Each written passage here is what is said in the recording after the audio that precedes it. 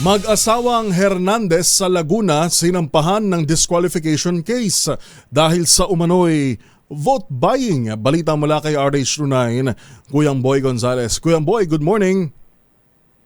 Yuwela, isang botante sa Laguna nagaya ng magkaiwalay na petisyon for disqualification sa COMELEC laban kina Congresswoman Ruth Mariano Hernandez at Governor Ramil Hernandez dahil sa umano'y malawak ang pamimigay ng pera at gamit kapalit umano ng boto.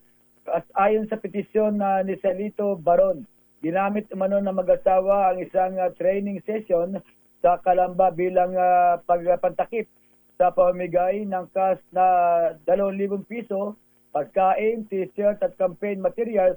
May mga idinagdagding sworn statement at video bilang ebidensya. Bukod dito, kinwestiyon din ang umano'y pamimigay ng mga blue card o health card na may pangalan ni Governor Ramil Hernandez na nasabat ng COMELEC sa Cabuyao sa gitna ng hinalang vote buying. Laman ng mga petisyon ng umano'y malinaw at sistematikong pattern ng pagbili umano ng boto.